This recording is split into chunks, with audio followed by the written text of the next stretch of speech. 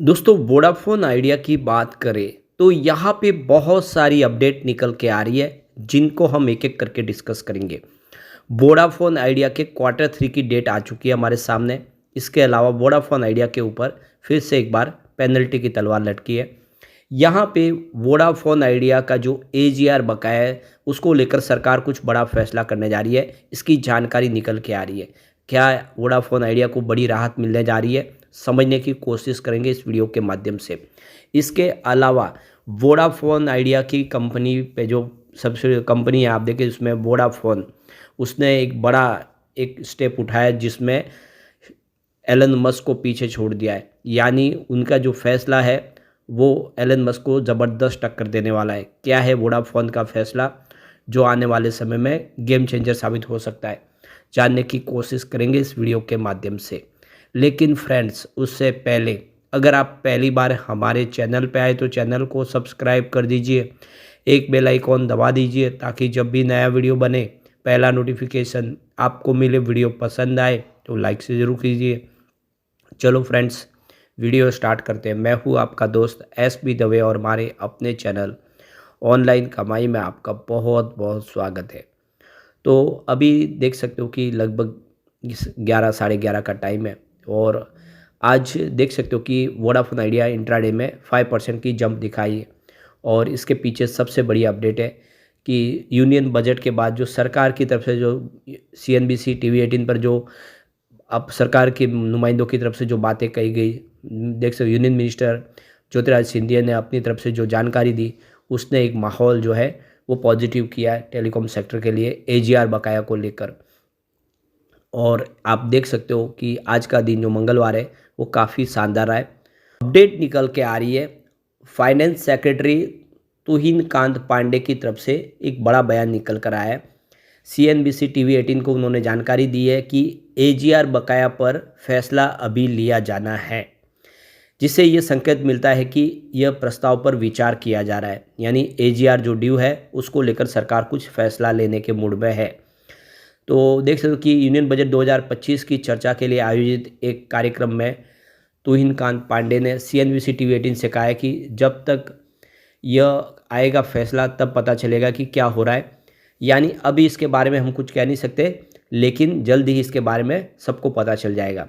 जब उनसे पूछा गया कि क्या प्रस्ताव पर सक्रिय रूप से विचार किया जा रहा है तो तुहिन कांत पांडे ने कहा कि इस पर चर्चा चल रही है, क्योंकि जब तक फैसला नहीं हो पा जाता तब तक नहीं का तय हो जाता तब इस पर कोई फैसला लेना है ये इसके बारे में हम कुछ कह जान नहीं सकते। यानी बातचीत तो चल रही है पर क्या फैसला होगा वो अभी कहना मुश्किल है।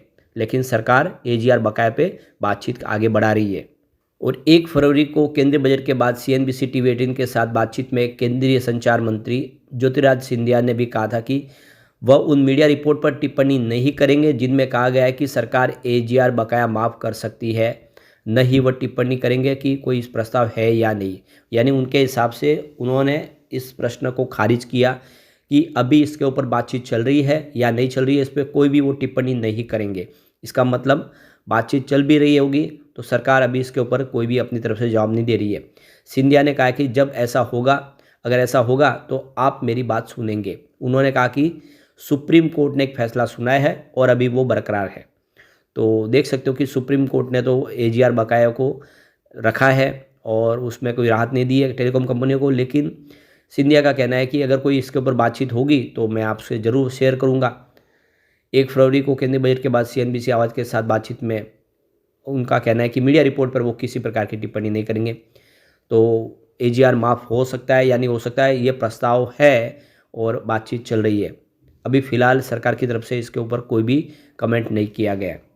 तो वोडाफोन आइडिया के ऊपर एजीआर जो बकाया करीब 80,000 करोड़ रुपीज़ के आसपास है, जिसमें पेनल्टी भी शामिल है और उसके ऊपर ब्याज भी शामिल है। अब क्या क्या बकाया माफ़ हो सकता है ये आने वाला समय बताएगा, लेकिन एक पॉजिटिव माहौल फिर से बना जिससे आज वोडाफोन के आइडिया में शेयर में भी तेज़ी देखने को मिली। एक और जो बड़ी अपडेट निकल के आ रही है assistant commissioner office of special commissioner West Bengal की तरफ से, यहाँ पे इनके ऊपर पेनल्टी लगाई गई है। तो ऑर्डर पास किया गया है section 74 of central goods and service tax act 2017। और ये जो पेनल्टी लगी है वोडाफोन आइडिया पे 24,01,705 रुपीज़ की, और इसमें आप देखें इंटरेस्ट पेमेंट को जोड़ा गया है। 3 फरवरी 2025 का ये लेटेस्ट कल का नोटिस है जो मिला है कंपनी को, और लगातार एक के बाद एक पेनल्टियाँ लग रही है वोडाफोन आइडिया पे बहुत सारी। तो एलिगेशन जो लगा है शॉर्ट पेमेंट ऑफ टैक्स का इनके ऊपर लगा है। अब इस पेनल्टी का जो नोटिस के बाद वोडाफोन आइडिया का कहना है कि मैक्सिमम फाइनेंशियल इम्पैक्ट होगा अगर हम ये पेमेंट चुकाते हैं तो हमारे लिए मुसीबत होगी, और हमें ये जो फैसला ये मंजूर नहीं है और हम आगे लीगल एक्शन लेंगे, जो भी हमारे राइट होंगे हम उसका इस्तेमाल करेंगे। तो कुल मिला के अभी वोडाफोन आइडिया झुकने को तैयार नहीं है। अब जो बड़ी अपडेट निकल के आई है, वोडाफोन आइडिया ने अपने Q3 के लिए डेट की ऐलान कर दी है। तो वोडाफोन आइडिया के Q3 का रिजल्ट और साथ में 9 महीने का रिजल्ट ये मंगलवार 11 फरवरी 2025 को हमारे सामने होगा। कंपनी की डेट आ चुकी है और इनसाइडर ट्रेडिंग के लिए ट्रेडिंग विंडो क्लोज है, 1 जनवरी से ही क्लोज है। तो ये 13 फरवरी 2025 को यानी 48 घंटे के बाद खुल जाएगी। उसके बाद प्रमोटर ग्रुप से अपने शेयर को ले बेच कर पाएंगे, या फिर बोर्ड के मेंबर्स हैं या कंपनी के एम्प्लॉइज है, सबके लिए छूट होगी। सेबी के रूल्स के तहत फिलहाल इनसाइडर ट्रेडिंग बंद है, तो ये 13 फरवरी से ट्रेडिंग विंडो खुल जाएगी। इसकी जानकारी भी एक्सचेंज को दी गई है। अब यहाँ पे रिजल्ट की बात करें तो पिछला रिजल्ट ठीक था, यानी आंकड़े उत्साहवर्धक थे। रेवेन्यू 10.92 थाउजेंड करोड़ के आसपास बताया था, जहाँ पे 1.89% की ईयर बेसिस पे वृद्धि देखने को मिली थी। नेट इनकम -7.18 थाउजेंड करोड़ की बताई थी, जहाँ पे 17.88% की ईयर बेसिस पर रिकवरी देखने को मिली। डायलूटेड EPS -1.03 था, जहाँ पे 42.46% की ईयर बेसिस पे बढ़त देखने को मिली। और नेट प्रॉफिट मार्जिन -65.72% रहा, जहाँ पे 19.41% की ईयर बेसिस पे हमें रिकवरी देखने को मिली। तो कंपनी अभी लॉस में जरूर है, लेकिन लॉस में कमी आई है। पिछला रिजल्ट ठीक था, इस बार अगर रिजल्ट इससे बेहतर होगा तो अपेक्षा है कि कुछ आने वाले समय बेहतर होता हुआ दिखाई देगा। अब एक जो बड़ी अपडेट निकल के आ रही है यहाँ पे, वोडाफोन यानी दोनों, ये तो आप देखें वोडाफोन आइडिया में वोडाफोन और वोडाफोन आइडिया दोनों ही पार्टनर है।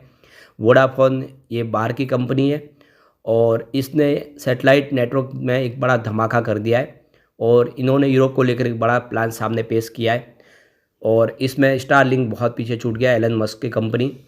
तो वोडाफोन ने हाल में ही सैटेलाइट कम्युनिकेशन की दुनिया में एक बड़ा कदम उठाते हुए साधारण 4G 5G स्मार्टफोन से दुनिया की पहली सैटेलाइट वीडियो कॉलिंग की है। यह उपलब्धि एलन मस्क की स्टारलिंक के लिए एक बड़ी चुनौती बन गई है। ये वीडियो कॉल वॉल्स माउंटेन के एक बहुत दूर ऐसे क्षेत्र से की गई जहाँ पे कोई भी प्रकार का मोबाइल नेटवर्क स्थापित नहीं उपलब्ध था, उसके बावजूद भी कॉल की गई डायरेक्ट सैटेलाइट से।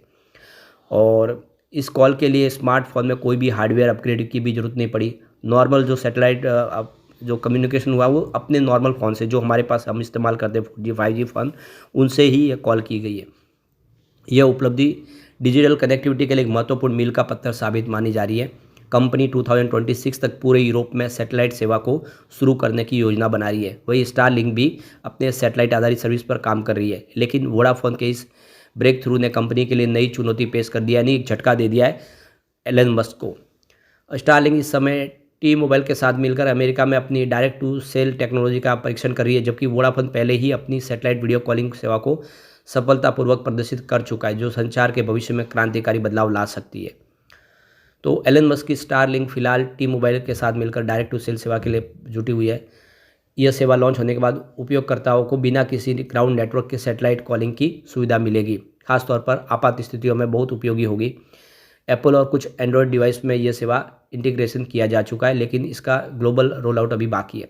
यानी जो आप देख सकते हो कि एलन मस्क की जो स्टारलिंक है उसके माध्यम से आप डायरेक्ट नॉर्मल फ़ोन से कॉल नहीं कर सकते, लेकिन ये करके दिखा दिया है वोडाफोन कंपनी ने।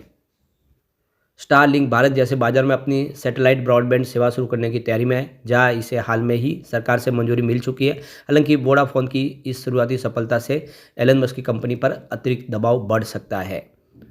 भविष्य में सैटेलाइट टेक्नोलॉजी में होड़ होगी। जैसे जैसे सैटेलाइट टेक्नोलॉजी आगे बढ़ रही है, वोडाफोन की ब्लूबर्ड सैटेलाइट ब्रॉडबैंड सेवा और स्टारलिंक के बीच यह प्रतिस्पर्धा और तेज होगी। ये दोनों कंपनियां दुनिया में कनेक्टिविटी को नए स्तर पर ले जाने की दिशा में काम कर रही है। आने वाले समय में ग्लोबल कम्युनिकेशन के क्षेत्र में बड़ा बदलाव देखने को मिलेगा, जहां कोई भी व्यक्ति दुनिया के किसी भी कोने में आसानी से कनेक्ट हो पाएगा।